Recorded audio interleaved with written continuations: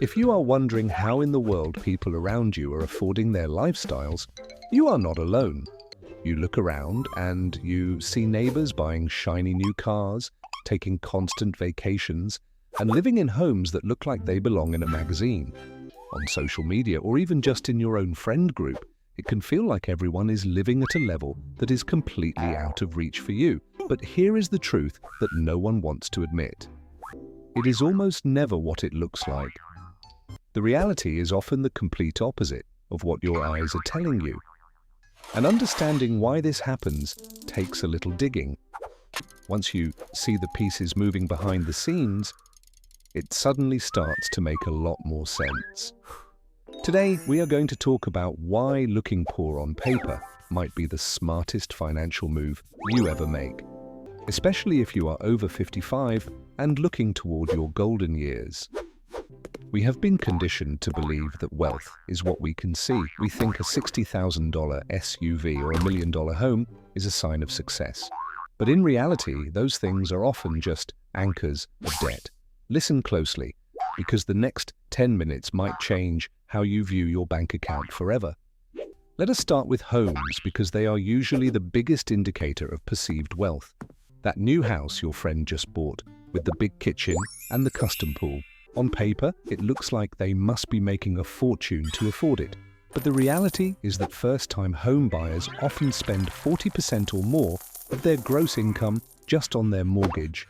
That is 40% of their money gone before they even pay for electricity or food. Many people see a beautiful home and assume it is a sign of massive wealth, but often it is just a large portion of someone's income tied up in a single, illiquid item.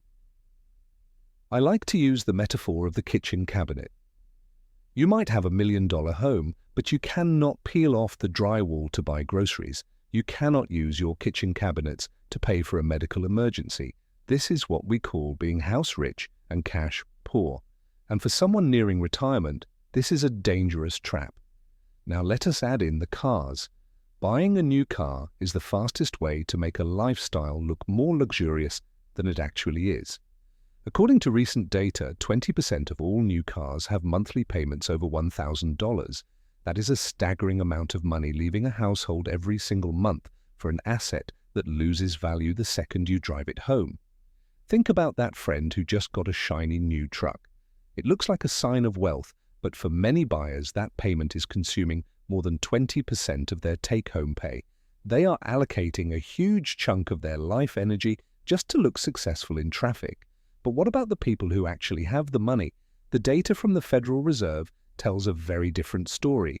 Only about 1.8% of United States households have $2 million or more set aside in actual retirement accounts. That is fewer than 2 out of every 100 people. And here is the catch.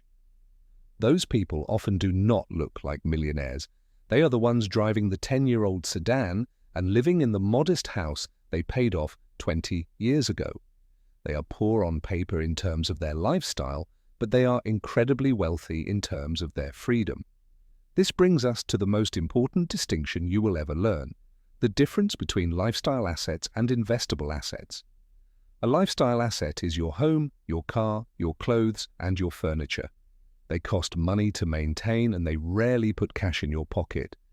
An investable asset is a brokerage account, a rental property, or a simple index fund. These are the things that work for you while you sleep. If you have $500,000 in a house, you have a place to live, but if you have $500,000 in the Standard & Poor's 500, you have a machine that generates $20,000 a year in income for the rest of your life. This is the power of compounding. Most people never reach the tipping point where their money earns more than they do. They stop just before the magic happens because they get distracted by the urge to upgrade their life. They see a small gain in their account and they think, I deserve a vacation or I need a new kitchen. But the wealthy person stays the course. They understand that the first $100,000 is the hardest. After that, the snowball starts to roll on its own. Now let us talk about a topic that is very sensitive for those of us in our 50s and 60s, our children. A recent survey showed that 50% of parents with adult kids are regularly providing financial assistance to them. On average, these parents are giving their adult children nearly $1,500 per month. That is money that could cover rent, groceries, or student loans for the kids. But at what cost to the parents? Half of those parents admit they have sacrificed their own financial security to provide that help. It is a difficult position to be in because you love your children and you want them to succeed. But if you are cutting into your retirement savings to fund their lifestyle, you are not actually helping them. You are just delaying the inevitable, and you are making yourself a future burden to them. Real love is being financially independent so that your children never have to worry about how to pay for your care. It is okay to set boundaries. It is okay to say, I cannot afford to pay for your car lease anymore because I need to make sure I'm not moving into your guest room 10 years from now. This is part of the contrarian mindset. While everyone else is subsidizing their children's lifestyles and looking rich on the outside, you are building a fortress of security on the inside. So, how do you actually transition to this smarter way of living? It starts with a shift in your perspective. You have to stop giving yourself less credit than you deserve. Maybe you are driving an older car and you feel like you are just getting by. But if you have maxed out your retirement accounts and you have no credit card debt, you are winning. You are doing better than the person in the Porsche who is one missed paycheck away from disaster. The goal is to reach the 3 tipping points of wealth. The first point is when your investments earn more in a year than you contribute to them. The second point is when your investments earn as much as your actual job pays.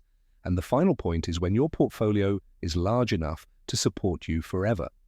When you hit that third point, you are truly free. You can wake up and decide what you want to do that day, not because you have to, but because you choose to. You could stop saving entirely and still grow wealthier just from the returns alone. At this stage, your money becomes a self-sustaining machine. And the best part is, you do not need to be a CEO or a lottery winner to get there. Most millionaires are actually very ordinary people. They are teachers, accountants, and engineers who lived below their means for 30 years. They did not chase the latest trends or try to impress people they did not like. They focused on the boring math of consistency and patience. If you are starting later in life, do not be discouraged. Even $500,000 can go a long way when paired with Social Security and a low cost of living. The average Social Security benefit is about $2,000 per month. For a couple, that is $48,000 a year. If you add in a 4% withdrawal from a $500,000 portfolio, you are looking at nearly $68,000 a year. That is a very comfortable retirement for most people, especially if the house is paid off.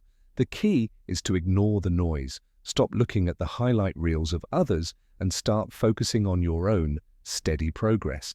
The second million always comes faster than the first because of the way math works. Wealth does not grow in a straight line, it bends upward. If you are in the slow climb right now, keep going. The uphill struggle does not last forever. Eventually, the momentum will take over and you will stop pushing the rock up the hill. Instead, you will watch it roll. Real wealth is the freedom to decide how you spend your time. It is the ability to say no without fear. It is the peace of mind that comes from knowing your bills are covered and your future is protected. That is the real reward of financial independence. It is not about the car in the driveway or the label on your clothes. It is about the silence in your mind when you think about the future. So the next time you feel the pressure to keep up, remember this. The people who look the richest are often the most stressed, and the people who look the poorest on paper are often the ones who truly own their lives. Choose freedom over appearance. Choose security over status. Your future self will thank you for it. Thank you for listening and keep building that invisible wealth.